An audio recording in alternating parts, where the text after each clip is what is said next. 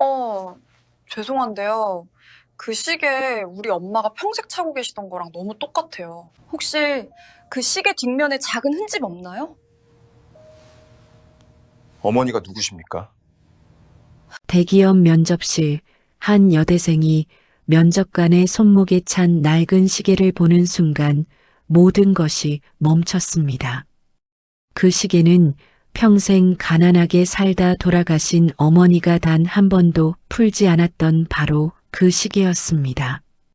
재벌 회장은 15년 전 사고로 기억을 잃었지만 이상하게도 그 시계만은 풀 수가 없었습니다. 시계를 풀려고 하면 불안해지고 무언가 중요한 약속을 잊어버릴 것만 같았습니다. 어머니는 마지막 순간까지 말했습니다. 시간이 멈추면 약속도 끝난다고. 그렇다면 두 사람을 이어준 약속은 무엇이었을까요? 왜 간병인이었던 어머니는 재벌가에서 쫓겨나 혼자 딸을 키워야 했을까요? 그리고 기억을 잃은 회장은 왜 여전히 그 시계를 차고 있는 걸까요? 여러분 사연 시작하기 전에 구독과 좋아요로 마음을 보내주세요. 지금 바로 사연 시작합니다. 대기업 본사 최종 면접실, 벽시계 초침 소리만이 규칙적으로 공간을 채우고 있었습니다. 오전 10시 면접은 시작되었지만 이미 결론이 나와 있는 것처럼 느껴졌습니다. 5명의 면접관 중 누구도 이수진이라는 이름을 기억하려 하지 않았던 건 그녀가 이 자리에 어울리지 않는다는 무언의 합의가 이루어져 있었기 때문입니다. 지방 국립대, 휴학 경력, 낮은 학점. 이력서에 적힌 그 단어들은 이미 낙인이 찍힌 거나 다름없었죠. 면접관들은 각자의 방식으로 시간을 흘려보내고 있었습니다. 한 명은 서류를 무심히 넘기고 있었고 또 한 명은 창밖을 바라보고 있었으며 세 번째는 손목 시계를 힐끗거리며 점심시간을 계산하는 듯 보였습니다. 그런데 가운데에 앉은 남자, 회장이라 불리는 그 사람만은 달랐습니다. 아무 말도 하지 않았고 서류도 보지 않았으며 그저 두 손을 가지런히 모은 채 허공을 응시하고 있었습니다. 마치 이 자리에 있으되없는 사람처럼 존재하되 부재한 것처럼 보였습니다. 보통 회장이 직접 면접에 참여하는 경우는 드뭅니다. 그런데 그가 신입 채용 전 과정에 참석한 이유를 아는 사람은 아무도 없었습니다. 다만 한 가지는 확실했습니다. 그가 그 자리에 있다는 것만으로도 면접실 안의 공기는 무거울 수밖에 없었던 겁니다. 이수진은 그 무거운 공기 속에서 자신이 얼마나 작은 존재인지를 절감하고 있었습니다. 준비해온 답변들이 머릿속에서 맴돌았지만 입 밖으로 꺼내는 순간 무의미해질 것만 같았습니다. 그래도 바른 자세로 서서 질문이 떨어지기를 기다리고 있었습니다. 그때 면접관 중 한 명이 입을 열었습니다. 학교가 어디냐는 질문이었고 전공이 무엇이냐는 물음이 이어졌으며 학점은 왜 이렇게 낮으냐는 지적도 빠지지 않았습니다. 이수진은 짧게 대답했습니다. 가정 사정이 있었다고, 어머니께서 편찮으셔서 병간호를 해야 했다고 말할 수밖에 없었습니다. 하지만 면접관은 고개를 끄덕이지 않았고 그저 다음 서류를 넘기고 있었을 뿐입니다. 자기소개를 해보라는 말이 떨어졌습니다. 이수진은 준비한 문장들을 꺼내기 시작했습니다. 어릴 때부터 어머니를 도우며 자랐다는 이야기, 어머니가 간병일을 하셨기에 사람을 돌본다는 것에 의미를 배웠다는 이야기, 그래서 사회복지를 전공했고 어려운 사람들을 돕고 싶다는 이야기를 늘어놓았습니다. 그런데 그 말들이 공기 중으로 흩어져 사라지는 것을 느낄 수 있었습니다. 면접관들의 반응은 냉담했던 겁니다. 한 명은 하품을 참으려는 듯 입을 가렸고 또 다른 이는 휴대전화를 힐끗 보았으며 가운데 앉은 회장은 여전히 무표정한 얼굴로 허공을 바라보고 있었을 뿐입니다. 바로 그때였습니다. 이수진의 시선이 회장의 손목에 닿았던 건 그곳에는 낡은 은색 시계가 걸려 있었습니다. 줄은 오래되어 변색된 흔적이 역력했고 유리면에는 작은 흠집들이 여러 개 나 있었습니다. 재벌 기업의 회장이라는 사람이 차고 다니기에는 너무나 초라한 시계였습니다. 그런데 이상하게도 이수진은 그 시계를 알고 있었습니다. 정확히는 똑같은 시계를 본 적이 있었습니다. 심장이 쿵 내려앉는 느낌이었습니다. 그것은 어머니가 평생 차고 다니던 시계였던 겁니다. 어머니는 그 시계를 단 한 번도 풀지 않으셨더군요. 씻을 때도 잠잘 때도 병원 침대에 누워 계실 때도 그 시계는 어머니의 손목에 있었습니다. 그리고 어머니는 가끔 그 시계를 어루만지며 혼잣말처럼 중얼거리곤 하셨던 게 기억났습니다. 시간이 멈추면 약속도 끝나는 거란다. 그 말의 뜻을 이해할 수 없었습니다. 어머니가 누구와 어떤 약속을 했는지도 몰랐고 왜 시계를 그렇게 소중히 여기는지도 알 수 없었던 겁니다. 하지만 지금 이 순간 면접실에서 똑같은 시계를 보게 되었던 건 우연이라고 하기에는 너무나 기묘한 일이었습니다. 질문이 있냐는 물음이 들려왔습니다. 이제 면접을 끝내려는 듯한 어조였습니다. 이수진은 참을 수 없었습니다. 입을 열고 말았습니다. 죄송한데요. 면접실의 공기가 순간적으로 얼어붙었습니다. 모든 면접관의 시선이 그녀에게 쏠렸습니다. 지원자가 먼저 말을 꺼낸다는 것 자체가 예상 밖의 일이었던 겁니다. 그 시계 우리 엄마가 평생 차고 계시던 거랑 너무 똑같아요. 그 말이 떨어지는 순간이었습니다. 기억을 잃었다던 남 회장의 손가락이 시계를 움켜쥐었고 그의 손은 본능처럼 떨리기 시작했던 걸 이수진은 똑똑히 볼 수 있었습니다. 아주 미세하게 하지만 분명하게 떨리고 있었습니다. 마치 오래 잊고 있던 무언가가 몸속 깊은 곳에서 깨어나려는 듯한 움직임이었습니다. 회장은 천천히 손목을 내려다보았습니다. 그의 얼굴에서 모든 색이 빠져나가는 게 보였고 다른 면접관들은 무슨 일인지 몰라 서로를 바라보며 당황한 표정을 지을 수밖에 없었습니다. 왜 회장은 그 시계를 아직 차고 있었던 걸까요?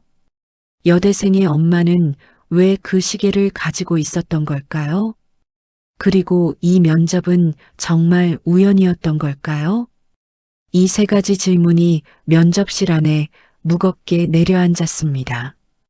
아무도 대답할 수 없었던 건 오직 시간만이 그 답을 알고 있었기 때문입니다. 회장은 한참 동안 시계만 바라보고 있었습니다. 그의 손가락이 시계 유리면을 천천히 쓸어내렸고 마치 그 안에 숨겨진 무언가를 찾으려는 듯한 손길이었습니다. 그리고 그가 떨리는 목소리로 물었습니다. 혹시 그 시계 뒷면에 작은 흠집 없나요? 이수진은 고개를 끄덕였습니다. 어머니의 시계에도 뒷면에 작은 긁힌 자국이 있었다고 대답했습니다. 그 순간 회장의 눈이 처음으로 제대로 그녀를 보았던 걸 느낄 수 있었습니다. 이제는 단순히 지원자를 보는 시선이 아니었습니다. 마치 오래 잊고 있던 무언가를 떠올리려는 사람의 눈빛이었습니다. 그 안에는 혼란과 두려움, 그리고 알 수 없는 그리움 같은 게 뒤섞여 있었습니다. 어머니가 누구십니까? 회장이 물었습니다. 이수진은 대답했습니다. 이수진의 어머니 박영희. 그 이름을 듣는 순간 회장의 얼굴은 완전히 굳어버렸고 그는 더 이상 아무 말도 하지 못했습니다. 면접실은 침묵에 잠겼습니다. 오직 벽시계의 초침 소리만이 규칙적으로 흘러갔고 그 소리가 마치 멈춰있던 시간이 다시 움직이기 시작했음을 알리는 신호처럼 들렸습니다. 회장은 천천히 자리에서 일어났습니다. 다른 면접관들에게 면접을 종료하라는 지시를 내렸고 이수진은 그렇게 면접실을 나올 수밖에 없었습니다. 복도를 걸으며 방금 무슨 일이 벌어진 건지 이해할 수 없었습니다. 하지만 한 가지만은 확실했습니다. 저 시계와 어머니의 시계는 우연이 아니라는 것, 어머니가 평생 지켜온 약속이 이제 자신의 앞에 나타났다는 걸 알 수 있었습니다. 면접이 끝난 뒤 회사 건물 밖으로 나왔을 때 이수진은 자신이 얼마나 작은 존재인지를 다시 한번 실감할 수밖에 없었습니다. 도심 한복판에 우뚝 솟은 유리 건물. 그 안에는 빛나는 사람들이 오가고 있었습니다. 정장을 차려입은 직원들과 손에 서류 가방을 든 임원들이 모두 바쁘게 움직이고 있었던 걸 보며 자신은 그 사이를 지나가는 투명한 사람처럼 느껴졌습니다. 아무도 자신을 보지 않았고 아무도 자신에게 관심을 두지 않았으며 그저 스쳐 지나가는 바람 같은 존재였을 뿐입니다. 그런데 이수진은 몰랐습니다. 15년 전 바로 이 건물에서 한 여자가 쫓겨났다는 걸, 그 여자가 바로 자신의 어머니였다는 걸.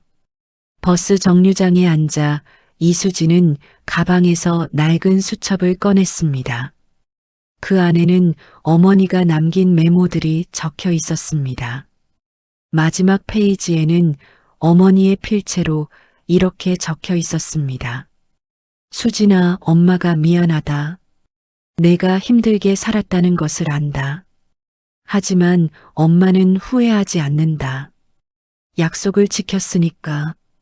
그 문장을 읽을 때마다 이수진은 혼란스러웠습니다. 어머니가 무슨 약속을 지켰다는 건지, 왜 그 약속 때문에 평생을 힘들게 살아야 했는지 이해할 수 없었던 겁니다. 그런데 이수진이 알지 못했던 사실이 하나 있었습니다. 어머니 박영희는 평생 딱 한 번, 단 한 번만 그 약속을 깰 뻔했던 적이 있었다는 걸.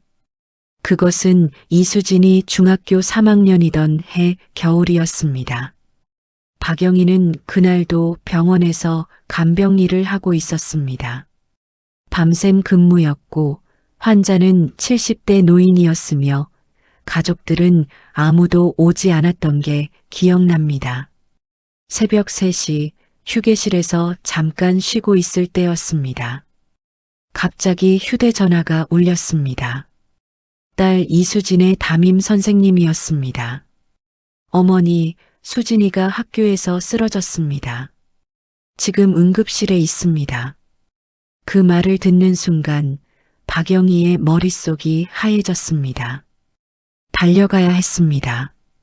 당장이라도 병원을 뛰쳐나가 딸에게 가야 했습니다. 하지만 그럴 수 없었습니다.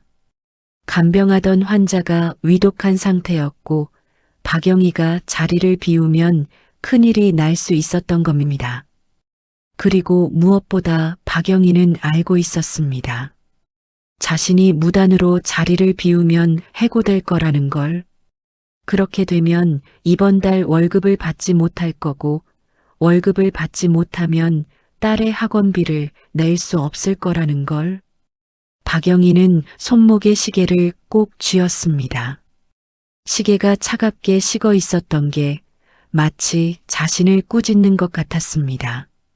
시간이 멈추면 약속도 끝나는 거야. 참아야 해.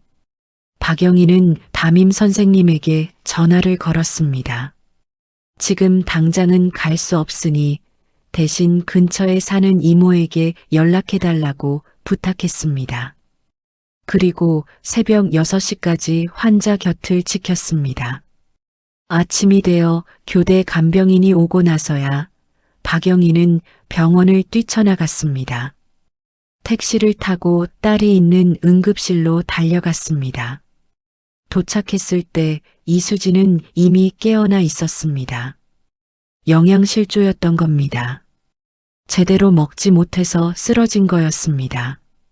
이수진은 어머니를 보자 울음을 터뜨렸습니다. 엄마 왜 이제 와? 나 무서웠어. 박영희는 딸을 꼭 안았습니다. 미안하다고, 정말 미안하다고 수없이 되뇌었습니다.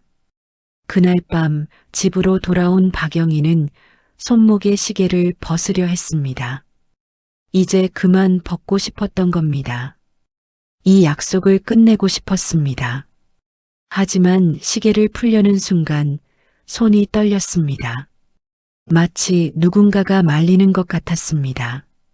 아직은 안 된다고, 조금만 더 참으라고 속삭이는 것 같았습니다. 박영희는 결국 시계를 풀지 못했습니다. 그리고 그날 이후로 다시는 시계를 벗으려 하지 않았습니다. 이수진은 그 일을 알지 못했습니다. 어머니가 얼마나 고민했는지, 얼마나 괴로워했는지, 그리고 얼마나 자신을 원망했을지 알지 못했던 겁니다. 다만 한 가지는 기억하고 있었습니다.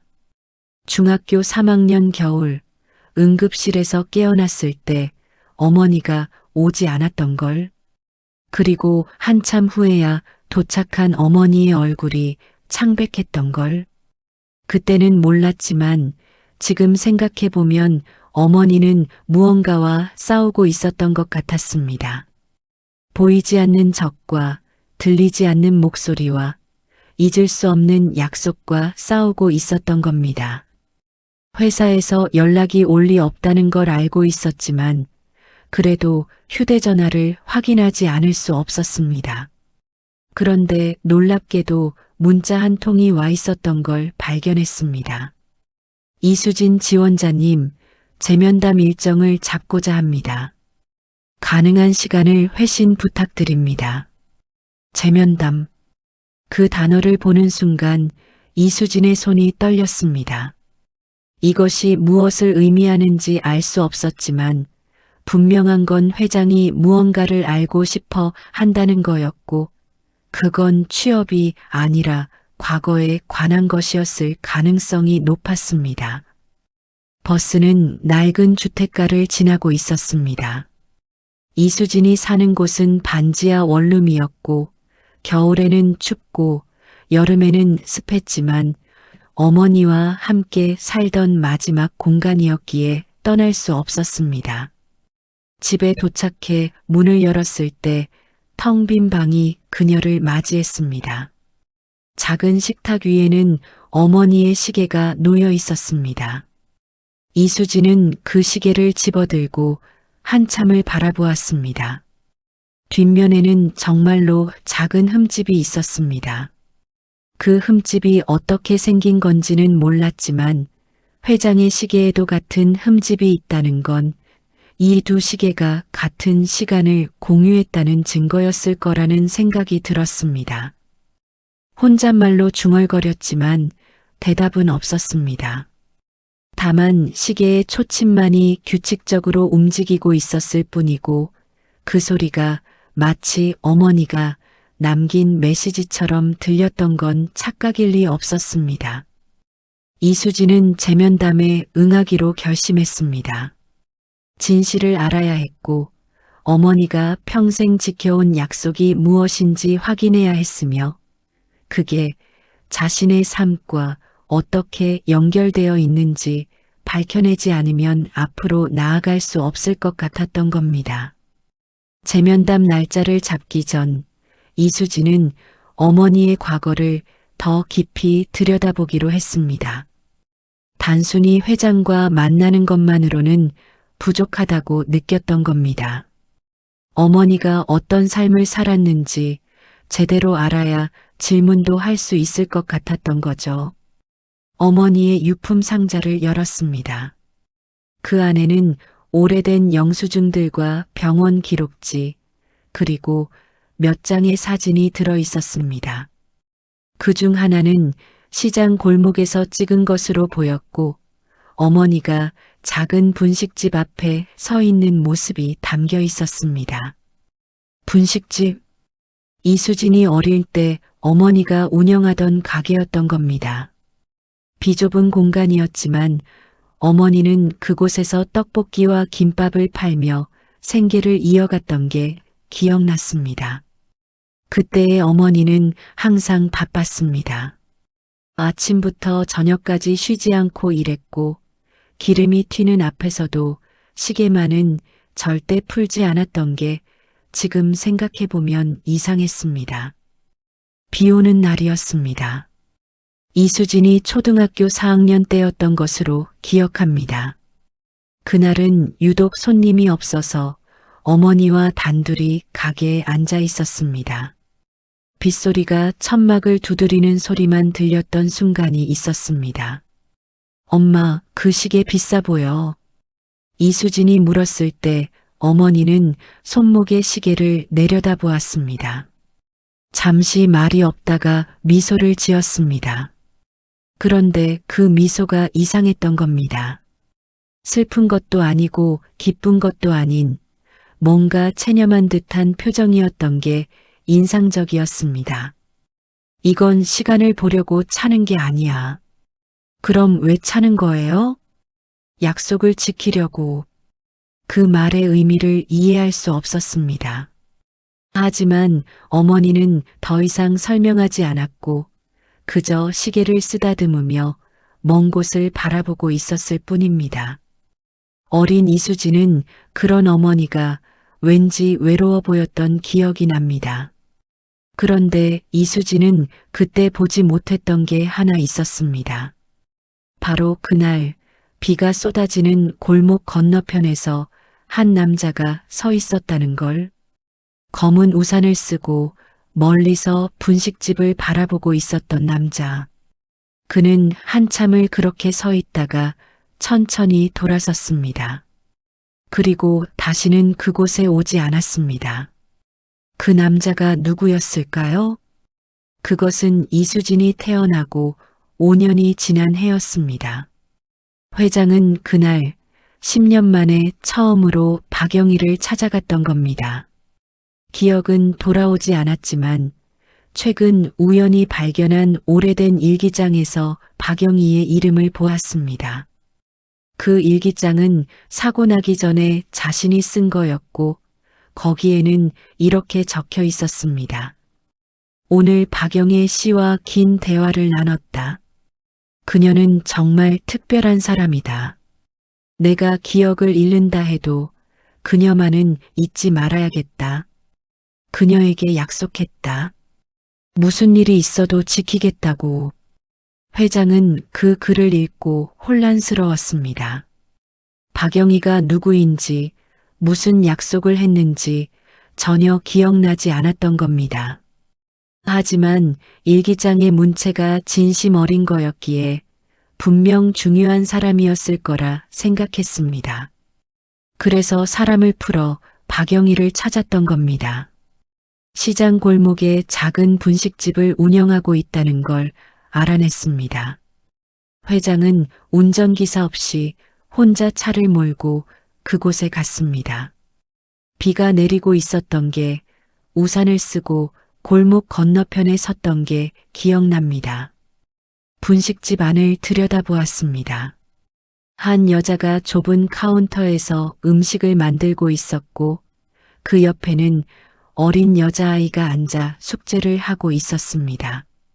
여자의 손목에는 시계가 있었던 게 회장 자신의 시계와 똑같은 시계였던 걸 알아볼 수 있었습니다. 회장의 심장이 두근거렸습니다. 무언가를 떠올린 것만 같았습니다.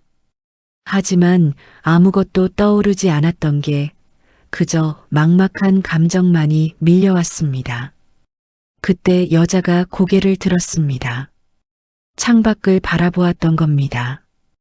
회장과 눈이 마주칠 뻔했습니다. 회장은 본능적으로 몸을 돌렸습니다. 들어가서 말을 걸어야 한다는 걸 알았습니다. 그녀가 누구인지, 무슨 약속을 했는지 물어봐야 한다는 걸 알았습니다. 하지만 그럴 수 없었습니다. 왜일까요? 회장 자신도 이유를 몰랐습니다. 다만 한 가지는 확실했던 게 저 여자와 아이가 평화로워 보였고 자신이 그 평화를 깨뜨려서는 안 된다는 생각이 들었던 겁니다. 회장은 그렇게 돌아섰습니다. 그리고 다시는 그곳에 가지 않았습니다. 하지만 시계는 벗지 못했습니다. 그날 이후로 더욱 시계에 집착하게 되었던 게 마치 이 시계가 자신과 박영희를 연결하는 유일한 고리라고 생각했기 때문입니다. 그런데 회장이 돌아선 뒤 분식집에서는 또 다른 일이 벌어지고 있었습니다. 박영희는 창밖을 보고 있었습니다.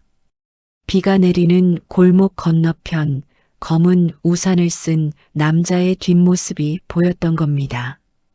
박영희는 그 뒷모습을 알아봤습니다. 심장이 멎는 줄 알았습니다. 그분이다. 그분이 찾아오신 거다.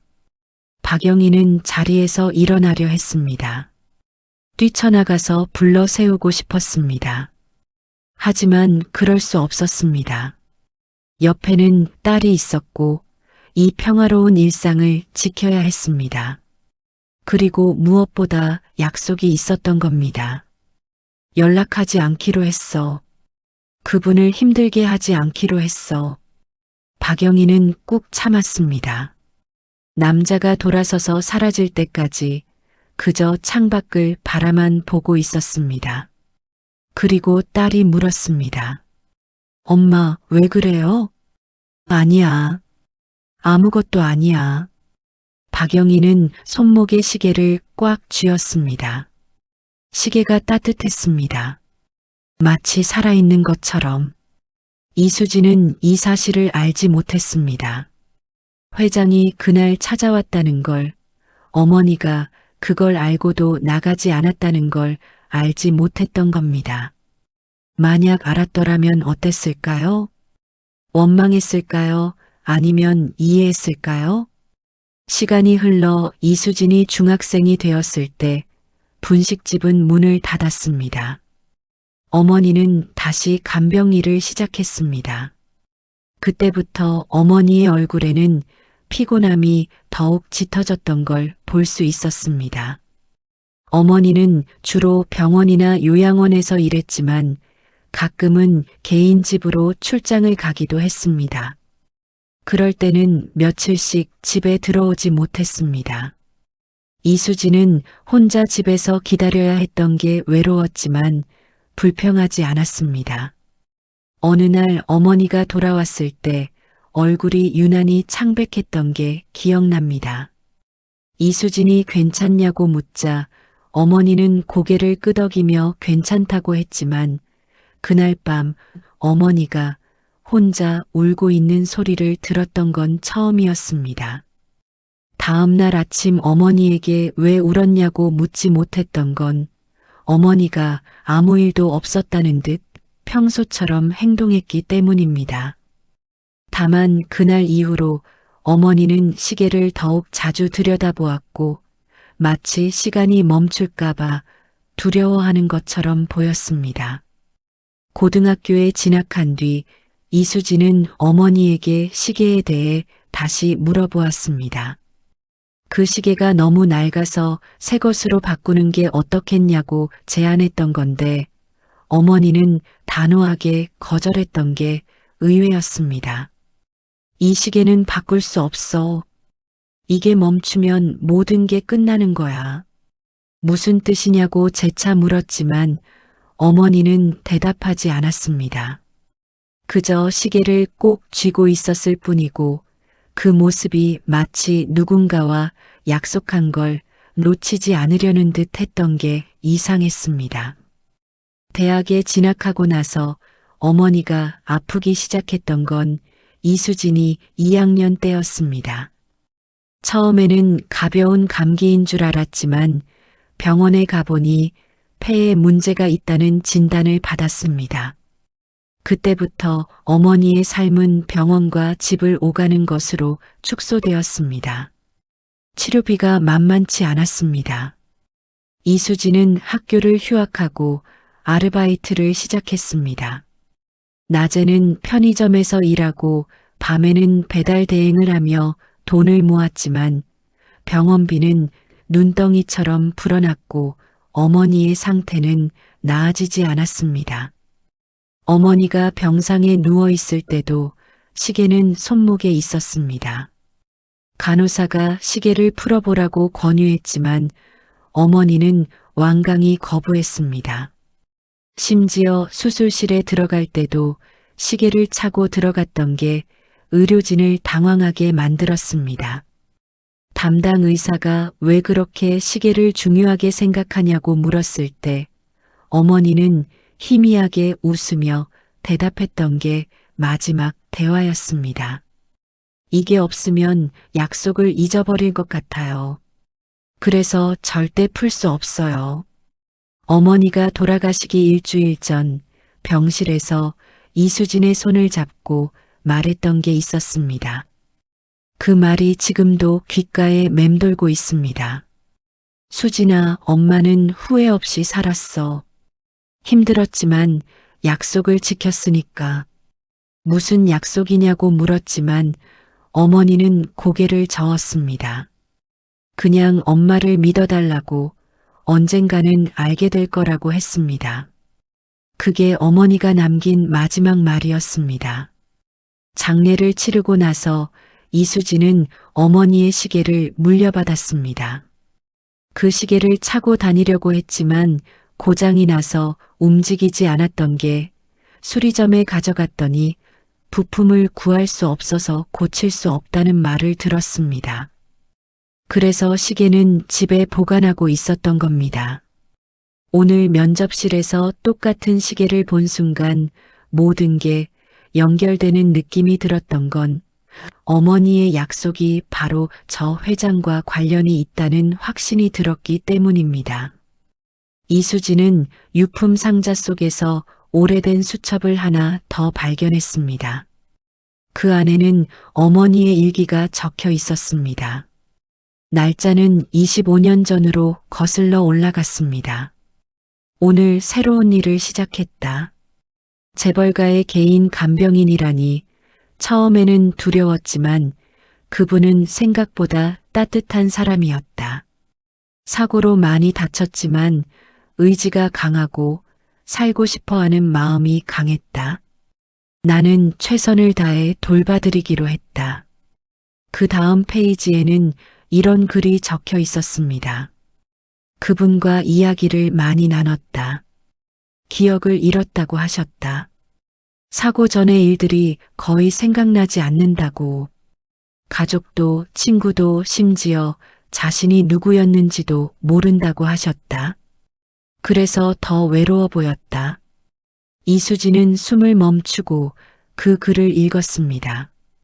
회장이 기억을 잃었다는 사실은 알고 있었지만 어머니가 그 시절에 그를 돌봤다는 건 처음 알게 된 사실이었던 겁니다.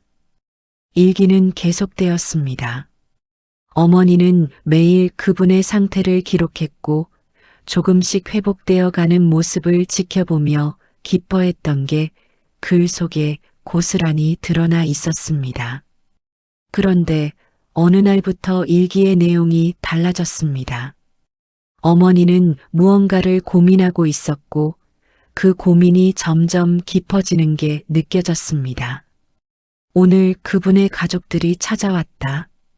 나를 보고 놀라는 표정을 지었다.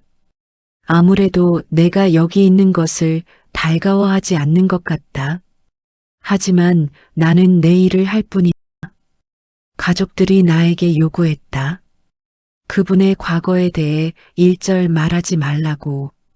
특히 기억을 잃기 전의 일들은 절대 언급하지 말라고. 나는 알겠다고 대답했다. 어차피 나는 그 시절의 일을 모른다. 오늘 그분이 퇴원하신다. 이제 내일은 끝난 것 같다. 그런데 그분이 나를 불러서 말씀하셨다. 고맙다고, 덕분에 다시 살 수 있었다고. 그리고 시계를 하나 주셨다. 자신이 차고 있던 것과 똑같은 시계였다. 이걸 간직하라고, 약속의 증표라고 하셨다. 이수진의 손이 떨렸습니다. 이 대목을 읽는 순간 모든 게 명확해졌던 게 어머니와 회장 사이에 어떤 약속이 있었다는 게 확실해졌기 때문입니다.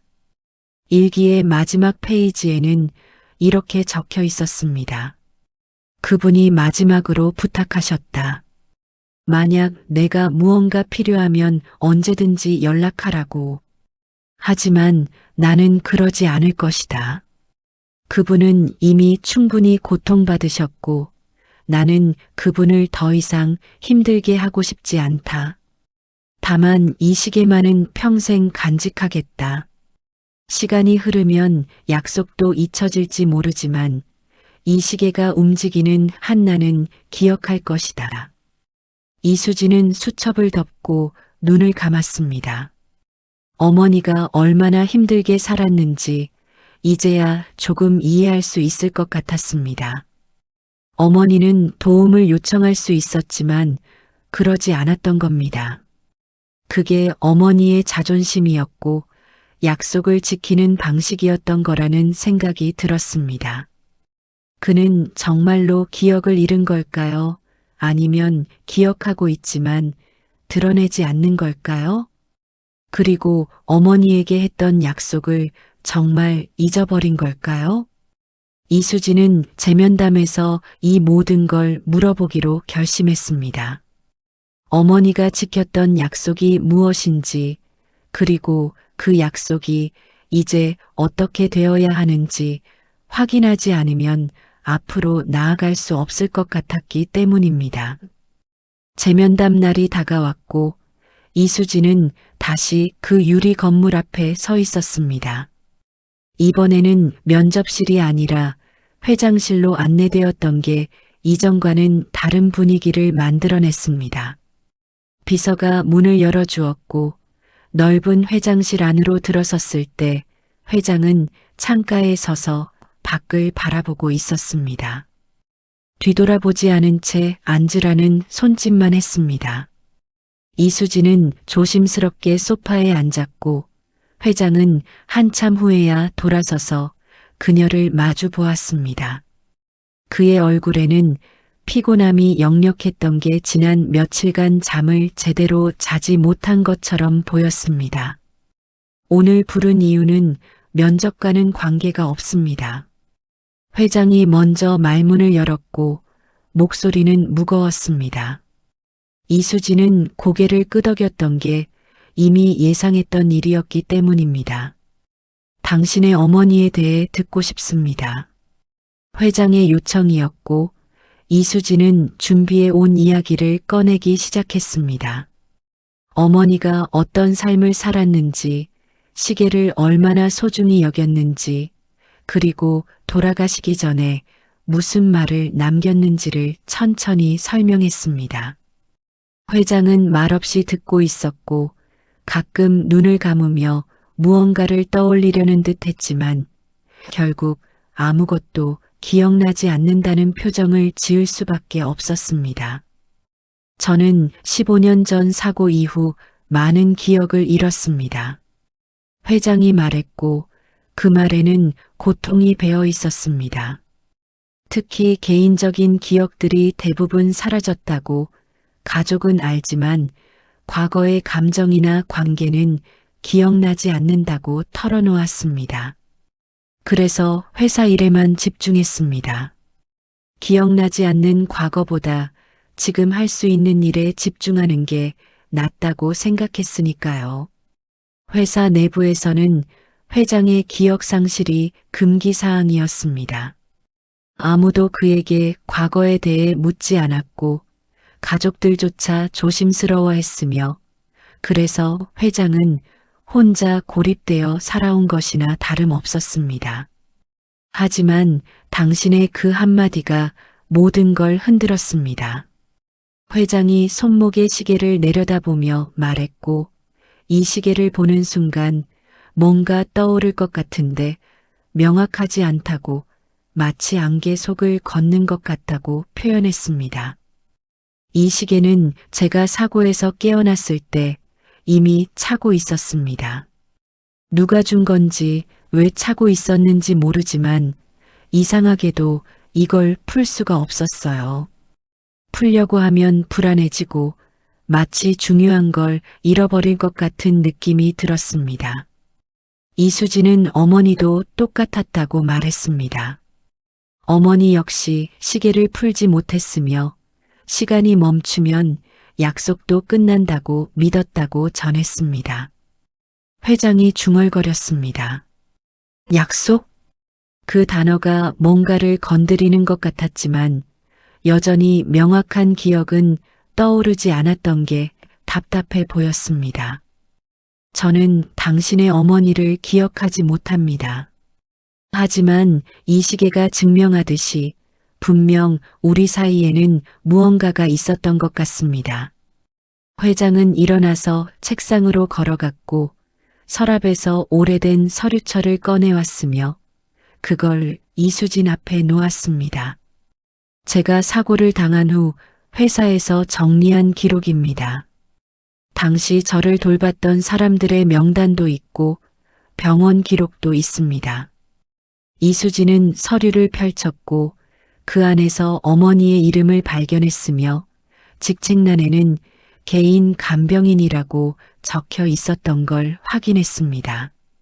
하지만 이상한 점이 있습니다. 회장이 말했고 서류의 특정 부분을 가리켰으며 어머니의 기록이 어느 시점부터 갑자기 사라졌다는 걸 보여줬습니다. 마치 누군가 의도적으로 지운 것처럼 보입니다.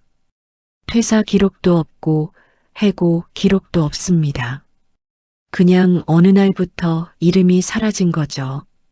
이수진은 숨을 멈췄고 어머니가 왜 갑자기 사라졌는지 이해할 수 없었지만 분명한 건 누군가가 어머니의 존재를 지우고 싶어 했다는 겁니다. 이수진이 누가 그랬냐고 물었을 때 회장은 고개를 저었으며 자신도 모른다고 하지만 추측은 할 수 있다고 말했습니다. 아마도 제 가족 중 누군가였을 겁니다. 당시 저는 기억을 잃은 상태였고 회사 경영권을 둘러싼 다툼이 있었습니다. 누군가는 제가 과거를 떠올리는 걸 원하지 않았을 테고 그래서 저와 가까웠던 사람들을 멀리했을 가능성이 큽니다.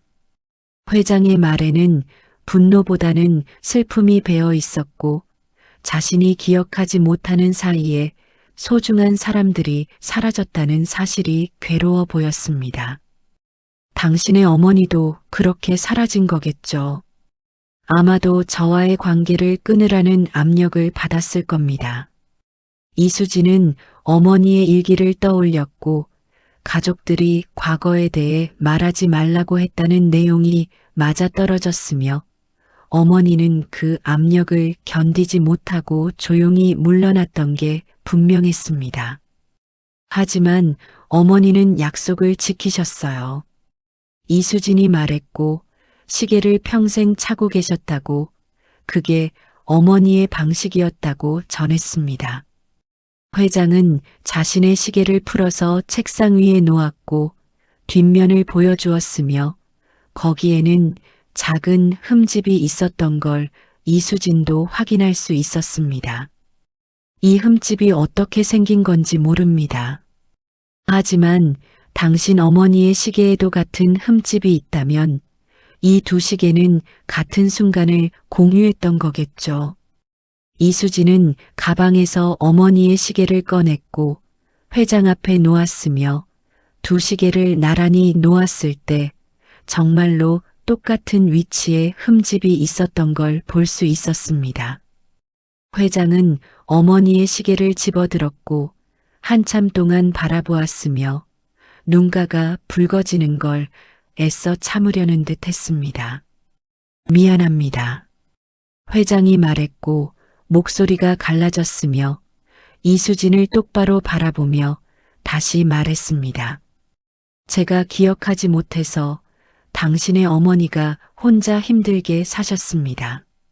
제가 약속을 지키지 못했습니다. 이수진은 고개를 저었고 어머니는 회장을 원망하지 않았다고 오히려 회장이 행복하기를 바랐다고 전했습니다. 어머니는 마지막까지 그분을 원망하지 말라고 하셨어요. 그분은 이미 충분히 고통받으셨다고요. 그 말을 들은 회장은 더 이상 참지 못하고 눈물을 흘렸고 이수진도 함께 울었으며 두 사람은 그렇게 한참을 울고 있었던 게 서로의 슬픔을 나누는 시간이었습니다.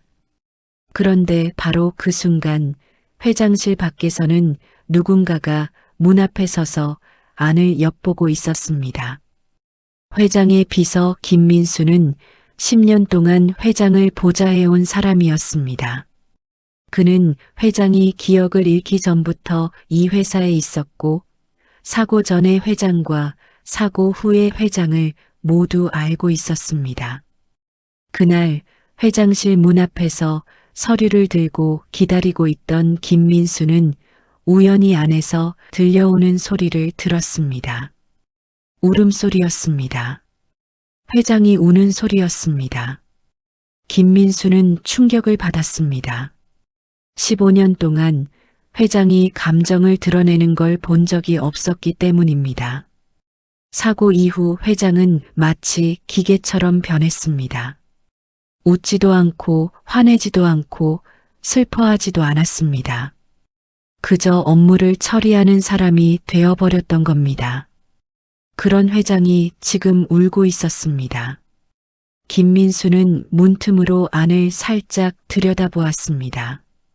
회장은 책상 앞에서 한 젊은 여자와 마주 앉아 있었고 두 사람 모두 눈물을 흘리고 있었으며 책상 위에는 2개의 시계가 놓여 있었습니다.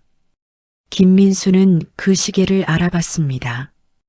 회장이 절대 풀지 않는 그 시계. 그런데 똑같은 시계가 하나 더 있었던 겁니다. 김민수는 순간적으로 깨달았습니다. 저 여자가 누구인지 알 수는 없지만 분명 회장님의 과거와 관련이 있는 사람이다.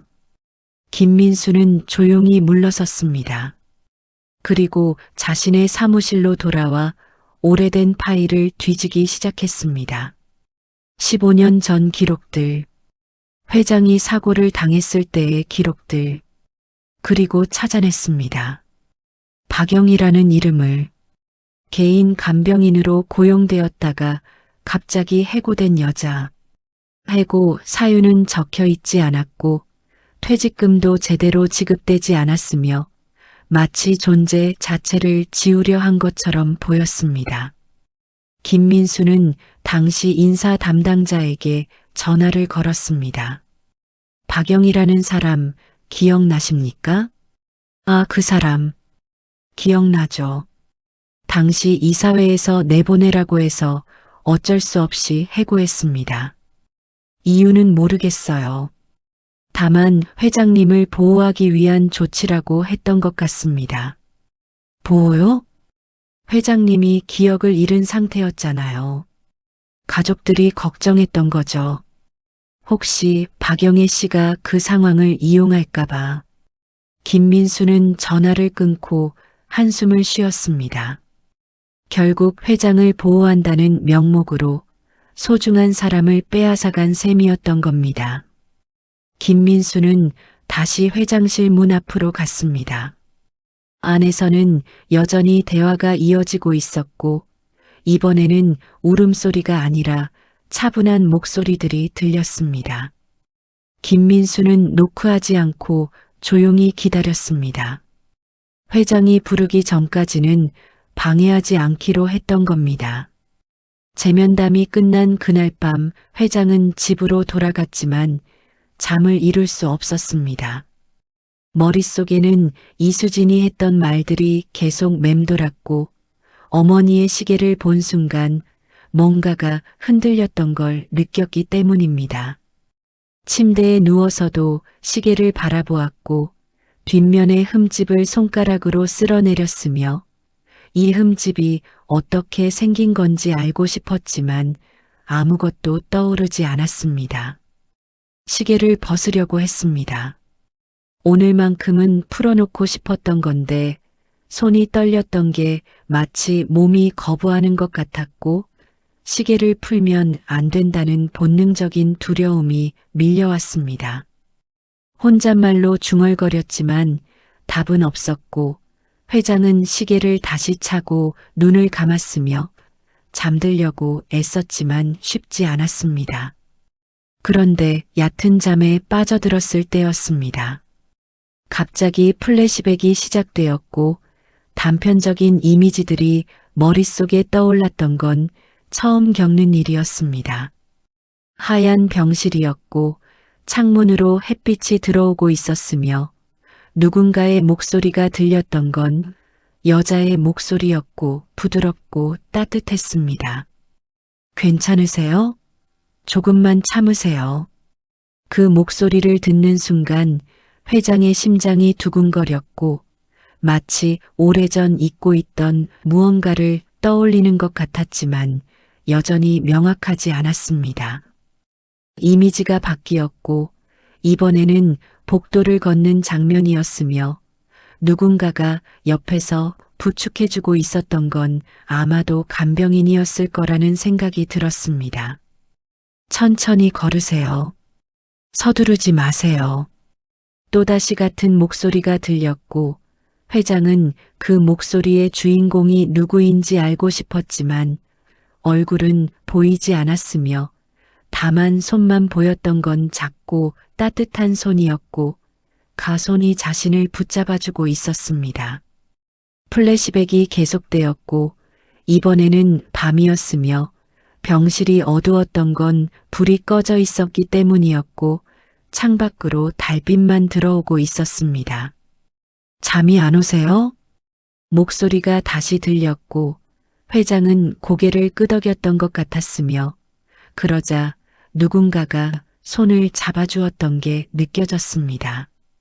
괜찮아요. 제가 옆에 있을게요. 그 말을 듣는 순간 회장은 안심했던 것 같았고 천천히 잠에 빠져들었던 게 기억났으며 그때 느꼈던 안도감이 지금도 생생하게 전해졌습니다. 그런데 갑자기 다른 장면이 떠올랐습니다. 이건 플래시백이 아니었습니다. 더 깊은 곳에서 올라오는 기억이었던 겁니다.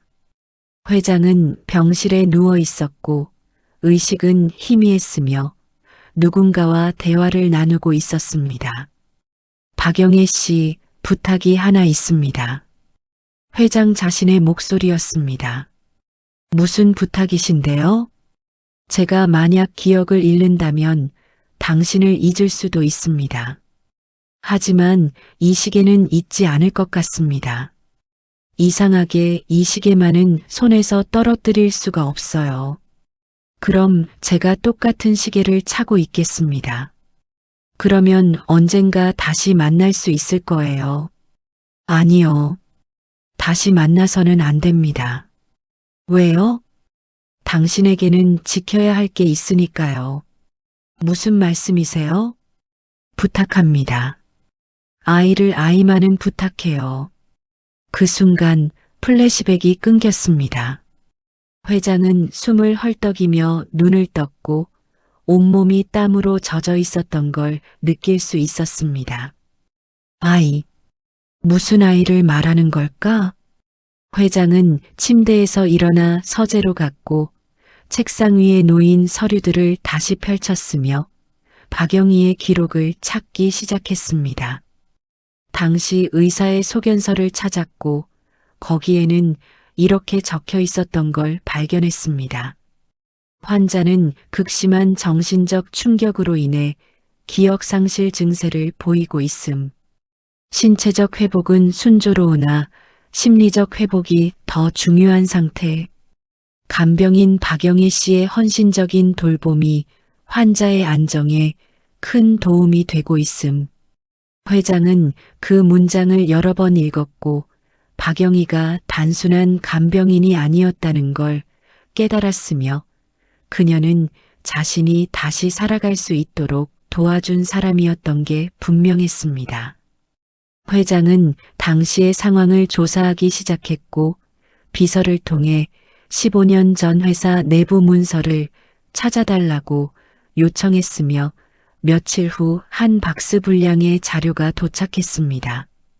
자료를 뒤지던 중 한 장의 메모를 발견했고 그건 당시 이사회에서 작성된 것으로 보였으며 내용은 충격적이었습니다. 회장의 개인 간병인 박영희를 해고할 것. 그녀의 영향력이 지나치게 크며 회장이 과거를 떠올린 경우 경영권 분쟁에 악영향을 미칠 우려가 있음. 조용히 처리하되 회장에게는 알리지 말 것. 회장은 그 메모를 보며 분노가 치밀어 올랐고 자신이 모르는 사이에 이런 일이 벌어졌다는 것에 치를 떨었으며 박영희를 보호하지 못한 것에 대한 죄책감이 밀려왔습니다. 누가 이 메모를 작성했는지 확인했고 서명란을 보니 당시 전무였던 사람의 이름이 적혀 있었으며 그는 지금 부회장 자리에 있었던 게 아이러니했습니다. 회장은 즉시 부회장을 불렀고 다음 날 아침 회장실에서 대면했으며 부회장은 무슨 일인지 모른 채 들어왔다가 메모를 보고 얼굴이 굳었습니다. 이게 무슨 뜻입니까? 회장이 물었고 목소리는 차갑고 날카로웠으며 부회장은 변명을 늘어놓으려 했지만 회장은 듣지 않았습니다. 당신들이 제 인생에서 소중한 사람을 빼앗아갔군요. 그 말에 부회장은 할 말을 잃었고 당시에는 회사를 위한 결정이었다고 회장님을 보호하기 위한 거였다고 둘러댔지만 회장은 그게 거짓말이라는 걸 알고 있었습니다. 당신들은 제가 기억을 되찾는 게 두려웠던 겁니다. 제가 과거를 떠올리면 당신들이 저지른 일들이 드러날까봐 두려웠던 거죠.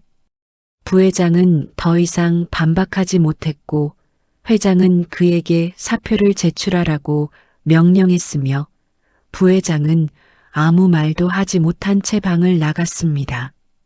회장은 창가에 서서 밖을 바라보았고 15년이라는 시간이 너무 길게 느껴졌으며 그 시간 동안 박영희는 혼자 힘들게 살았을 거라는 생각에 가슴이 아팠습니다.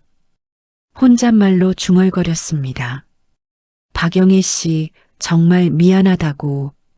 그 말이 그녀에게 닿을 리 없다는 걸 알고 있었지만 그래도 하지 않을 수 없었던 건 죄책감을 조금이라도 덜고 싶었기 때문입니다. 이수진은 재면담 이후 며칠간 혼란스러웠습니다. 회장이 보여준 자료들과 어머니의 일기를 맞춰보니 퍼즐 조각들이 맞아떨어지기 시작했지만 여전히 이해할 수 없는 부분들이 있었던 겁니다.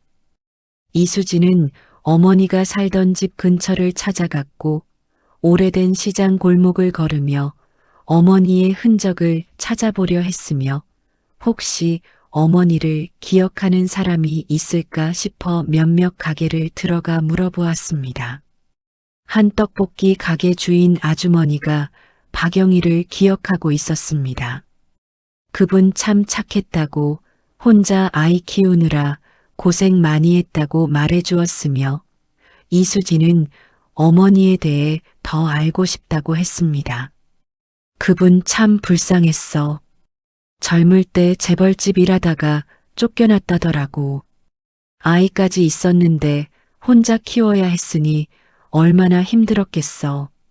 아주머니의 말에 이수진은 귀를 기울였고 더 자세히 물었으며 아주머니는 기억나는 대로 이야기를 들려주었습니다. 처음에는 분식집을 했지. 여기서 몇 블록 떨어진 곳에. 그런데 장사가 잘 안 돼서 문을 닫고 그 다음부터는 간병 일을 했어. 밤낮 없이 일했지. 아이 학비 벌려고. 이수진이 혹시 왜 재벌집에서 쫓겨났는지 아냐고 물었을 때 아주머니는 고개를 저었으며 자세한 건 모른다고, 다만 그분이 한 번은 술 취해서 이런 말을 했다고 전해주었습니다. 나는 약속을 지켰어. 그분을 지켰어. 그런데 왜 나를 내쫓은 걸까? 그 말을 듣는 순간 이수진의 가슴이 먹먹해졌고 어머니가 얼마나 억울했을지 상상이 갔으며, 그래도 끝까지 침묵을 지킨 건 어떤 다짐이 있었기 때문이었을 거라는 생각이 들었습니다. 이수진은 어머니가 일했던 병원들을 찾아가기 시작했고, 혹시 어머니를 기억하는 의료진이 있을까 싶어 여러 곳을 돌아다녔으며, 대부분은 오래전 일이라 기억하지 못했지만 한 간호사만은 달랐습니다. 박영애 씨요? 그분 기억나죠? 정말 성실하신 분이었어요. 환자들이 다 좋아했어요. 간호사가 말했고, 이수진은 어머니에 대해 더 알고 싶다고 했으며, 간호사는 차 한잔 하자며 병원 카페로 안내했습니다. 그분은 특이했어요. 다른 간병인들은 대부분 돈을 많이 받으려고 하는데 박영애 씨는 그런 게 없었어요. 오히려 환자가 필요로 하는 걸 먼저 챙겨주고 밤샘 근무도 마다하지 않았죠. 이수진이 어머니가 특별히 돌봤던 환자가 있냐고 물었을 때 간호사는 고개를 끄덕이며 한 명을 떠올렸다는 표정을 지었습니다. 한 번은 중환자실에 입원한 남자 환자가 있었는데 박영애 씨가 그분을 특별히 잘 돌봤어요. 그분이 깨어나지 못할 수도 있다고 했는데 박영애 씨는 매일 옆에서 이야기를 해주고 손을 잡아주고 그렇게 몇 달을 보냈죠. 그래서요? 기적적으로 깨어났어요. 의사들도 놀랐죠. 그런데 기억을 잃었더라고요. 과거를 전혀 기억하지 못했어요. 박영애 씨는 그래도 계속 돌봤어요. 그분이 다시 걸을 수 있을 때까지, 다시 웃을 수 있을 때까지.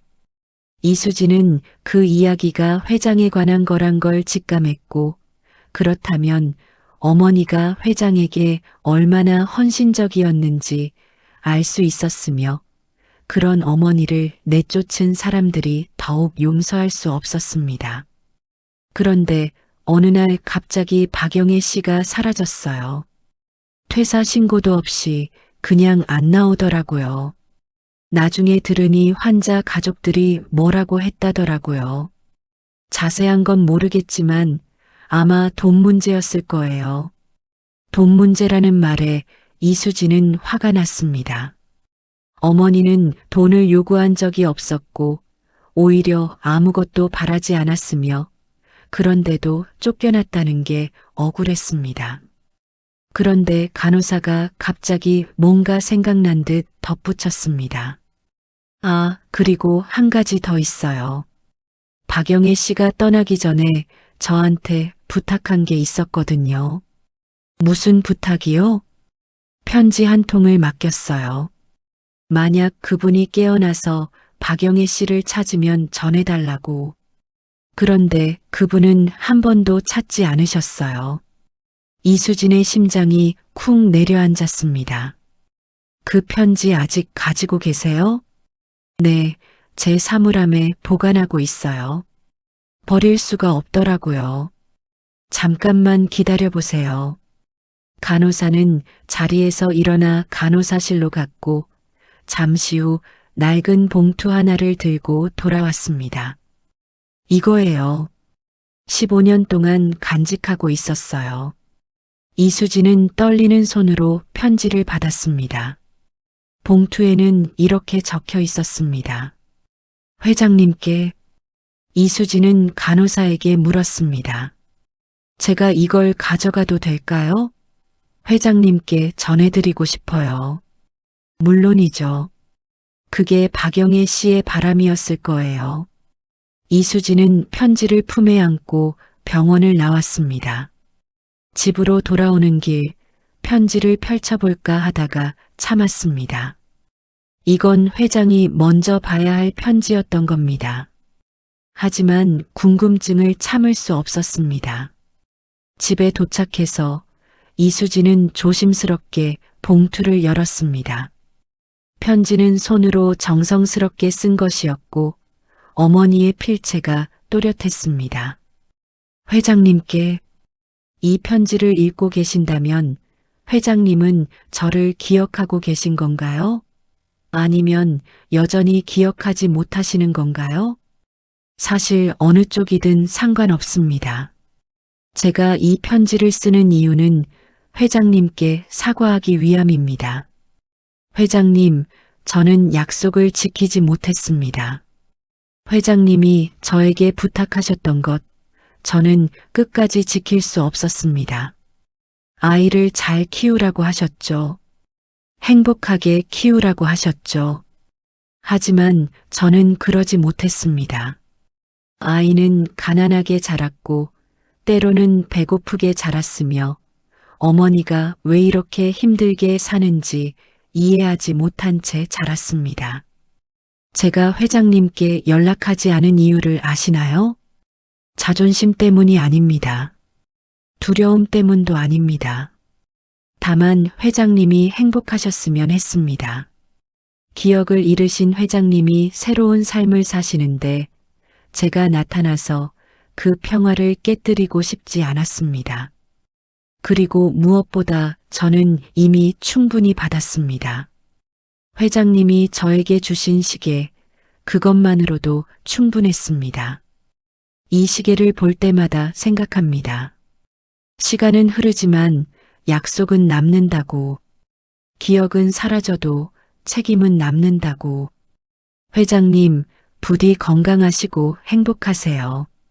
그리고 만약 이 편지를 읽게 되신다면 한 가지만 부탁드립니다. 제 딸 이수진을 찾아주세요. 그 아이는 아무것도 모릅니다. 왜 엄마가 힘들게 살았는지, 왜 엄마가 시계를 풀지 않았는지 모릅니다. 언젠가 그 아이가 회장님을 만나게 된다면 진실을 말해주세요. 엄마는 약속을 지키려 했다고. 비록 완벽하지는 못했지만 최선을 다했다고. 그리고 그 아이를 원망하지 말아주세요. 그 아이는 아무 잘못도 없습니다. 회장님 감사했습니다. 회장님 덕분에 저는 의미 있는 삶을 살았습니다. 박영희 올림. 이수진은 편지를 다 읽고 나서 눈물을 흘렸습니다. 어머니가 얼마나 외로웠을지, 얼마나 힘들었을지, 그리고 얼마나 자신을 사랑했는지 이제야 알 것 같았습니다. 그런데 이상한 점이 하나 있었습니다. 편지에서 어머니는 아이를 잘 키우라는 부탁을 받았다고 했습니다. 그 아이가 자신, 이수진을 말하는 거겠죠? 그렇다면 회장이 어머니에게 이수진을 부탁했다는 건데, 왜 회장이 그런 부탁을 했을까요? 회장과 이수진은 무슨 관계였던 걸까요? 이수진은 DNA 검사 결과를 떠올렸습니다. 혈연 관계 없음. 그렇다면 대체 무슨 관계였던 걸까요? 이수진은 다시 어머니의 일기장을 펼쳤습니다. 혹시 놓친 부분이 있을까 싶어서였습니다. 그리고 발견했습니다. 일기장 제일 뒷장, 거의 보이지 않을 정도로 작은 글씨로 적힌 문장을 회장님의 은인분이 돌아가셨다. 그분이 남긴 아이를 회장님이 맡기셨다. 기억을 잃기 전 마지막으로 저에게 부탁하신 일이다. 이 아이를 잘 키우라고, 이 아이가 행복하게 자랄 수 있도록 도와달라고. 저는 그 부탁을 받아들였다. 이 아이의 이름은 이수진이다. 이수진은 숨이 멎는 줄 알았습니다. 그렇다면 자신은 어머니의 친딸이 아니었던 건가요? 아니, 어머니는 친어머니가 맞습니다. 하지만 회장과는 혈연 관계가 없다는 것도 확인했습니다. 그렇다면 대체 무슨 일이 있었던 걸까요? 이수진은 혼란스러웠지만 한 가지는 확실했습니다. 이 모든 진실을 회장에게 물어봐야 한다는 것, 그리고 어머니의 편지를 전해야 한다는 것. 며칠 후 회장과 이수진은 다시 만났고 이번에는 회장실이 아니라 조용한 카페에서 만났으며 두 사람은 서로를 마주보고 앉아 긴 대화를 나누었습니다. 제가 알아낸 게 있습니다. 회장이 먼저 말을 꺼냈고 봉투 하나를 건넸으며 이수진은 그 안에서 서류 몇 장을 꺼냈습니다. DNA 검사 결과였습니다. 회장과 이수진 사이에 혈연 관계가 있는지 확인한 거였고 결과는 음성이었으며 두 사람은 혈연이 아니라는 게 확인되었습니다. 저는 당신의 아버지가 아닙니다. 회장이 말했고 이수진은 고개를 끄덕였으며 사실 예상했던 결과라고 대답했습니다. 어머니는 제 아버지에 대해 한 번도 말씀하지 않으셨어요. 다만 혼자 저를 키우셨다는 것만 알고 있었죠. 그렇다면 당신의 아버지는 누구일까요? 회장이 물었고 이수진은 모른다고 어머니가 남긴 기록에도 아버지에 대한 언급은 없었다고 대답했습니다. 하지만 한 가지는 확실합니다. 이수진이 말했고 회장을 똑바로 바라보며 이어갔습니다. 어머니와 회장 사이에 약속이 있었다는 게 분명하다고 그 약속이 무엇인지는 몰라도 어머니는 평생 그걸 지켰다고 강조했습니다. 그 약속이 뭘까요? 회장이 물었고 이수진은 어머니의 편지를 꺼냈습니다. 이걸 드리려고 했어요. 어머니가 회장님께 남긴 편지예요. 회장은 편지를 받았고 봉투를 열었으며 천천히 읽기 시작했습니다. 시간이 흘렀습니다. 회장의 표정이 점점 굳어갔고 손이 떨리기 시작했으며 편지를 다 읽고 나서는 한참을 말을 하지 못했습니다. 아이를 부탁했다고요. 회장이 중얼거렸고 목소리가 갈라졌으며 이수진을 바라보는 눈빛이 달라졌습니다. 그렇다면 당신은, 저는 누구인가요? 이수진이 물었습니다. 회장은 고개를 숙였고 한참을 생각하다가 입을 열었습니다. 기억이 완전히 돌아온 건 아닙니다. 하지만 단편적으로 떠오르는 게 있습니다. 회장이 말하기 시작했습니다. 제가 사고를 당하기 전 제게는 아주 소중한 친구가 있었습니다.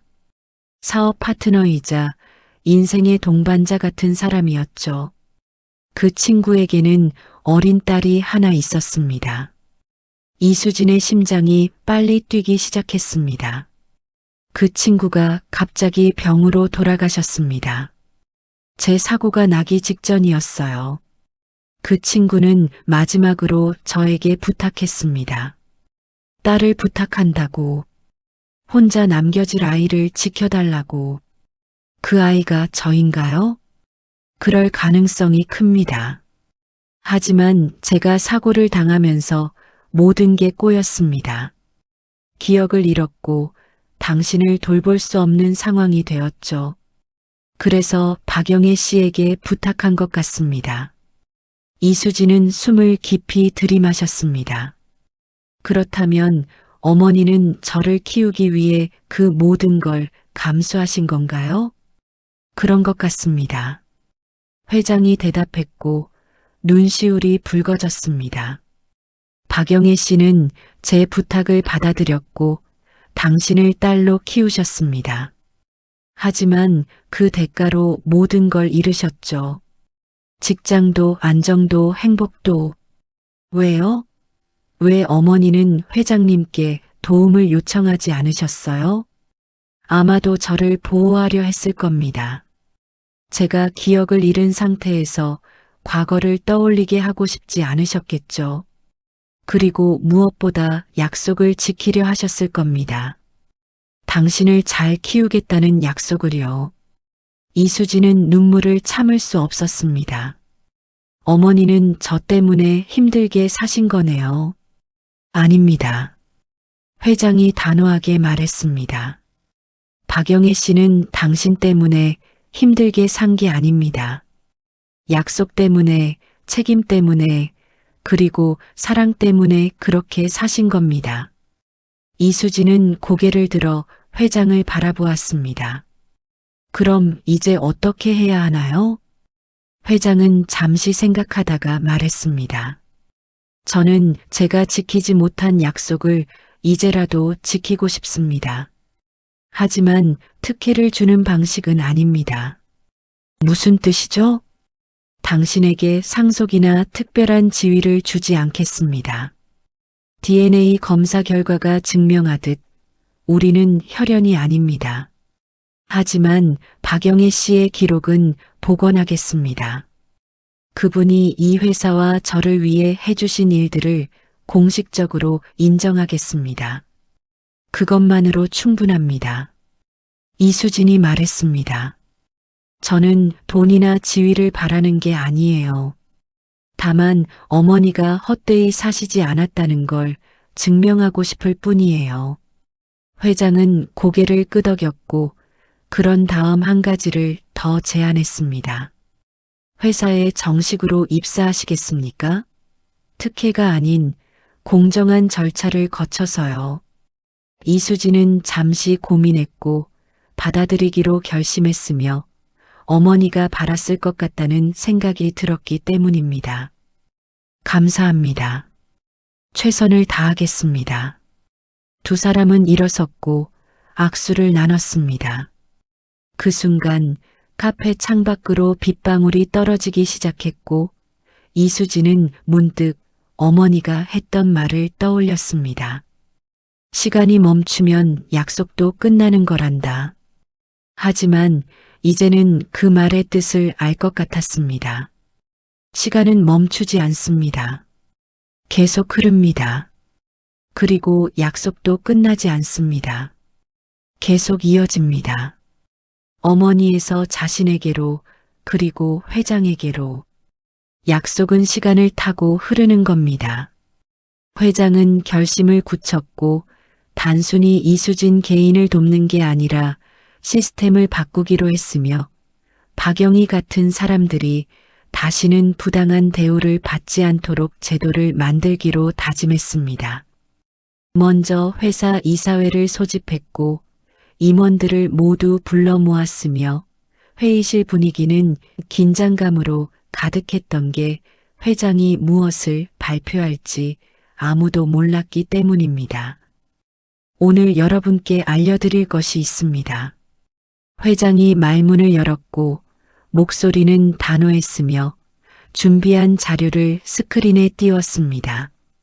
15년 전 제가 사고로 기억을 잃었을 때 저를 돌봐주신 분이 계셨습니다. 그분의 이름은 박영희 간병인으로 일하셨고 제가 다시 살아갈 수 있도록 헌신하셨습니다. 임원들은 서로를 바라보며 수군거렸고 무슨 이야기를 하려는 건지 궁금해했으며 회장은 계속 이어갔습니다.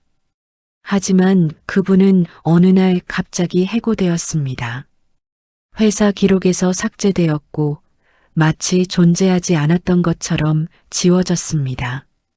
스크린에 당시의 내부 문서가 떴고 박영희를 해고하라는 지시가 담긴 메모가 공개되었으며 작성자의 이름도 함께 드러났습니다. 부회장이었던 사람은 이미 사표를 제출한 상태였지만 다른 임원들도 그 사건에 관여했던 게 드러났고 회의실은 술렁였습니다. 저는 이런 일이 다시 반복되지 않도록 하겠습니다. 회장이 선언했고 새로운 제도를 발표하기 시작했으며 첫 번째는 장기 간병인 보호 제도였습니다. 회사에서 고용한 모든 간병인과 돌봄 노동자들에게 정당한 대우를 보장하겠습니다. 계약서를 명확히 하고 부당해고를 금지하며 노동 환경을 개선하겠습니다. 두 번째는 과거 기록 복원 프로젝트였고 부당하게 삭제된 직원들의 기록을 다시 복원하겠다고 약속했으며 박영희를 포함한 모든 사람들의 이름을 되찾아주겠다고 선언했습니다. 세 번째는 장기 간병인 권익보호기금 설립이었고 회사 이익의 일부를 기금으로 조성해서 간병인들의 복지를 지원하겠다고 발표했으며 그 기금의 이름은 박영희의 이름을 따서 짓겠다고 밝혔습니다. 하지만 저는 특혜를 주지 않겠습니다. 회장이 강조했고 이수진에게 특별한 지위나 상속권을 주지 않을 거라고 분명히 했으며 그녀는 다른 직원들과 똑같이 평가받을 거라고 선언했습니다. 다만 기회는 주겠습니다. 공정한 기회를 주고 그녀가 스스로 증명할 수 있도록 하겠습니다. 임원들은 회장의 결정에 놀랐지만 반대할 수 없었던 게 회장의 의지가 확고했기 때문이었고 또한 과거의 잘못을 바로잡는 게 옳다는 걸 모두가 알고 있었기 때문입니다. 회의가 끝나고 회장은 혼자 회장실에 남아 있었으며 창밖을 바라보며 박영희를 떠올렸고 그녀에게 미안하다는 말을 속으로 되뇌었습니다. 제대로 하지 못해서 죄송합니다. 하지만 이제라도 바로잡겠습니다.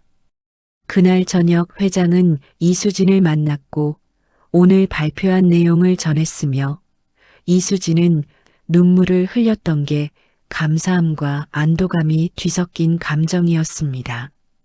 어머니가 기뻐하실 거예요. 이수진이 말했고 회장은 고개를 끄덕였으며 박영희의 묘소를 찾아가고 싶다고 말했습니다. 며칠 후 두 사람은 함께 묘소를 찾았고 작은 공동묘지였으며 박영희의 이름이 적힌 비석 앞에 섰습니다.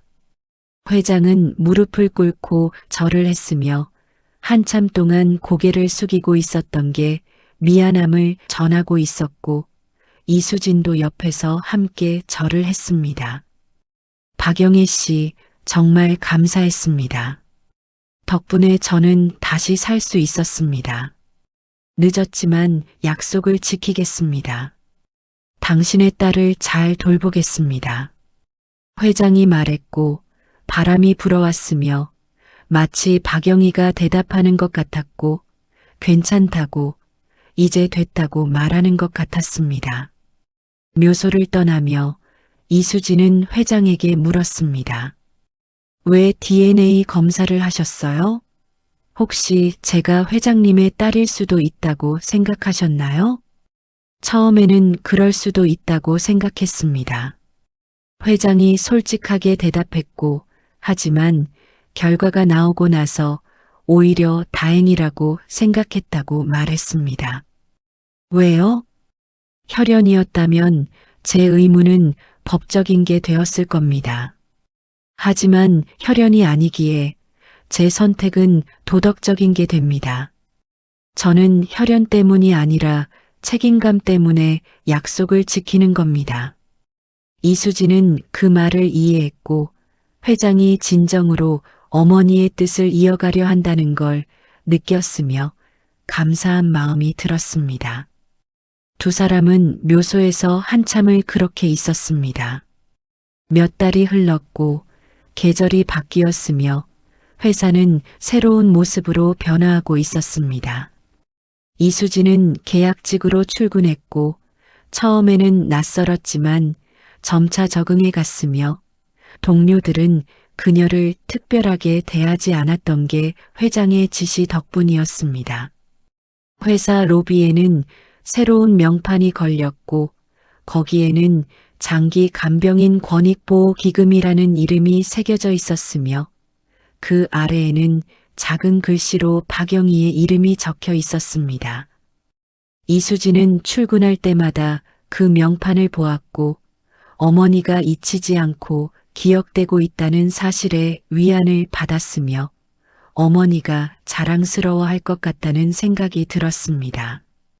회장은 여전히 그 낡은 시계를 차고 있었지만 이제는 달라진 게 있었습니다.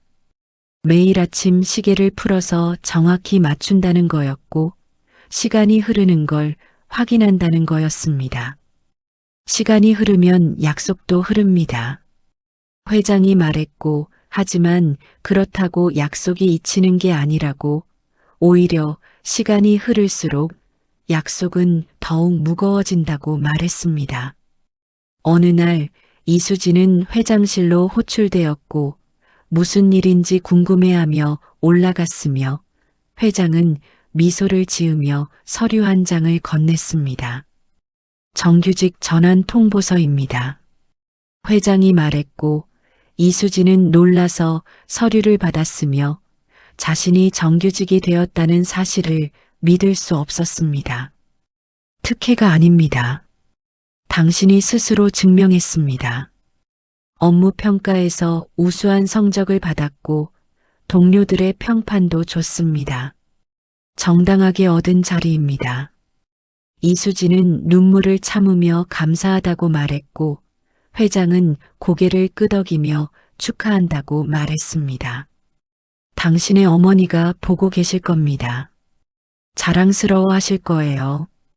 그 말을 듣는 순간 이수진은 더 이상 참지 못하고 울었고 회장은 조용히 기다려 주었으며 이수진이 진정될 때까지 창밖을 바라보고 있었습니다. 시간이 더 흘러 1년이 지났고 이수진은 이제 팀장으로 승진했으며 간병인 권익보호 프로젝트를 직접 담당하게 되었던 게 회장의 배려였지만 동시에 그녀의 능력을 인정한 결과이기도 했습니다. 프로젝트는 성공적이었고 많은 간병인들이 혜택을 받았으며 부당한 대우를 받는 사례가 줄어들었던 게 언론에서도 주목받았습니다. 어느 날 이수진은 회장에게 제안했습니다. 어머니의 이야기를 책으로 만들면 어떻겠냐고. 회장은 좋은 생각이라며 동의했습니다.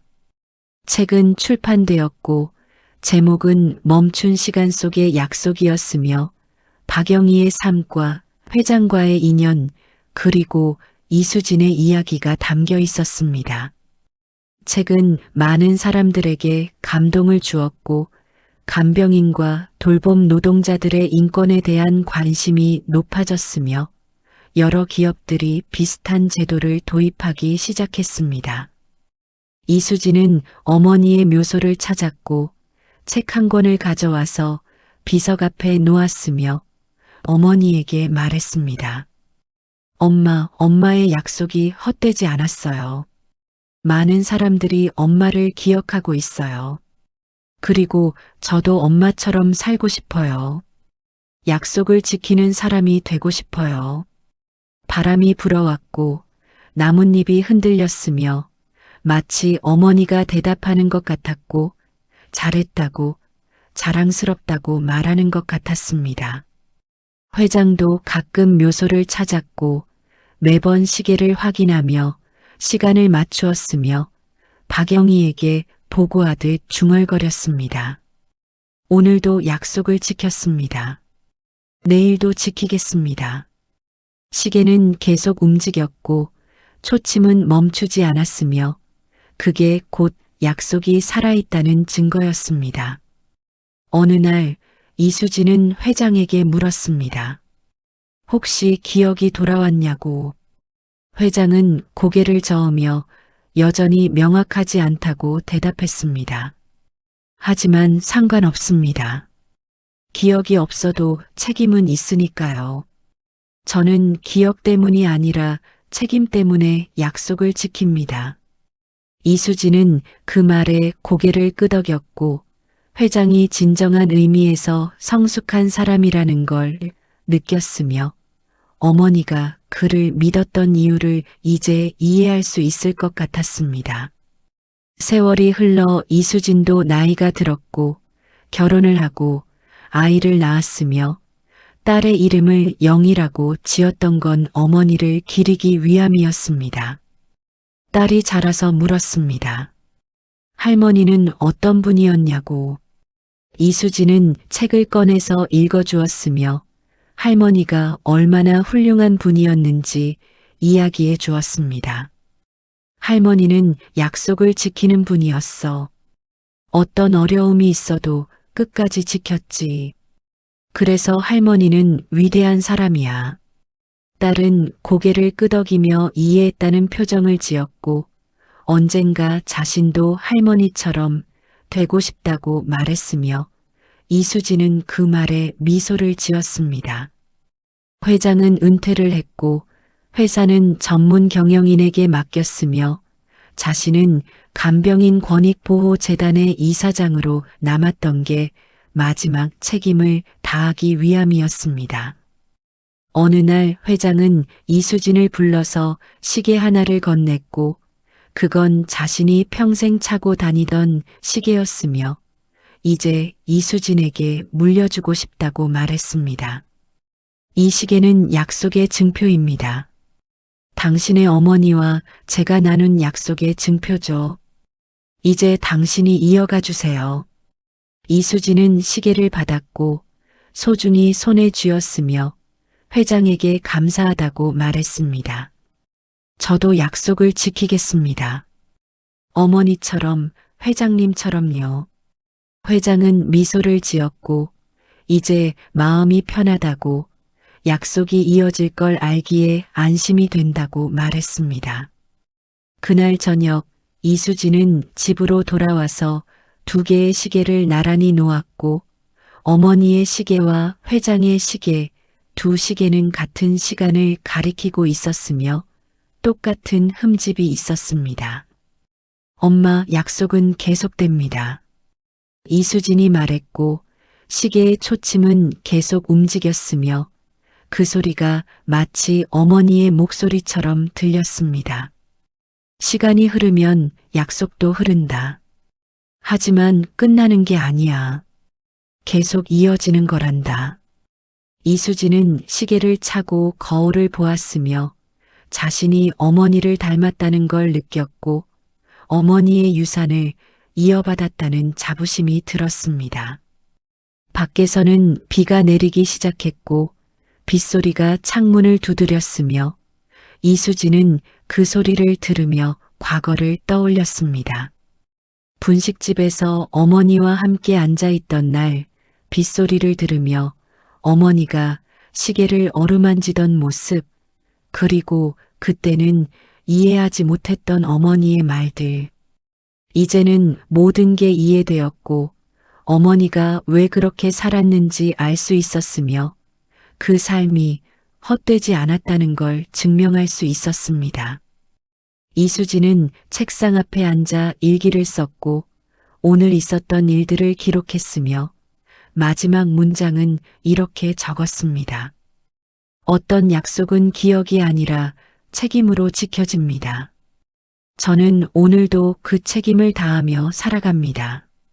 일기를 덮고 시계를 확인했으며 시간은 정확히 흐르고 있었고 약속도 계속되고 있었습니다. 창밖에서는 비가 그치고 달이 떠올랐으며 달빛이 방 안으로 들어와 2개의 시계를 비췄고 시계는 은은하게 빛났습니다. 이수진은 미소를 지었고 어머니에게 말했습니다. 엄마, 저 잘하고 있죠? 엄마의 약속, 제가 이어가고 있어요. 대답은 없었지만 시계의 초침 소리가 들렸고 그게 곧 대답이었으며 이수진은 그것으로 충분했습니다. 여러분, 오늘 이야기는 여기까지입니다. 한 개의 시계가 이어준 약속, 2사람의 삶, 그리고 그 약속을 지켜낸 이야기였습니다. 우리는 살아가면서 수많은 약속을 합니다. 가족에게, 친구에게, 그리고 우리 자신에게 하는 약속들이 있습니다. 때로는 세월이 흘러 그 약속을 잊기도 하고, 때로는 기억하고 있어도 지키지 못할 때가 있습니다. 하지만 오늘 이야기의 박영희처럼 어떤 분들은 평생을 그 약속을 지키며 살아갑니다. 아무도 알아주지 않아도, 아무도 기억하지 못해도 묵묵히 자신의 자리에서 약속을 지켜냅니다. 그리고 회장처럼 기억을 잃었어도 책임을 다하는 사람들이 있습니다. 기억이 없다는 것은 변명이 될 수 없습니다. 진정한 약속은 기억이 아니라 책임으로 지켜지는 것이기 때문입니다. 여러분도 누군가와 약속을 하셨나요? 그 약속을 아직 기억하고 계신가요? 혹시 잊으셨더라도 괜찮습니다. 중요한 것은 지금이라도 그 책임을 다하는 것이니까요. 우리 주변에는 박영희 같은 분들이 많이 계십니다. 간병인으로, 돌봄 노동자로, 때로는 부모로, 때로는 자녀로 자신의 삶을 희생하며 누군가를 돌보는 분들이 있습니다. 그분들의 헌신이 헛되지 않도록 우리가 기억하고 감사해야 합니다. 그리고 시간이 흘러도 변하지 않는 약속이 있다면 그것은 가장 소중한 것입니다. 시계의 초침처럼 멈추지 않고 계속 흘러가는 약속, 그것이 바로 우리가 지켜야 할 가치입니다. 오늘도 여러분의 소중한 시간을 함께 해주셔서 감사합니다. 여러분의 약속도, 여러분의 책임도 결코 헛되지 않을 것입니다. 오늘도 끝까지 들어주셔서 정말 감사합니다. 구독과 좋아요, 그리고 알림 설정까지 해주시면 더 좋은 이야기로 찾아뵙겠습니다. 다음 영상에서는 더욱 감동적인 이야기로 돌아오겠습니다. 감사합니다. 좋은 하루 보내세요.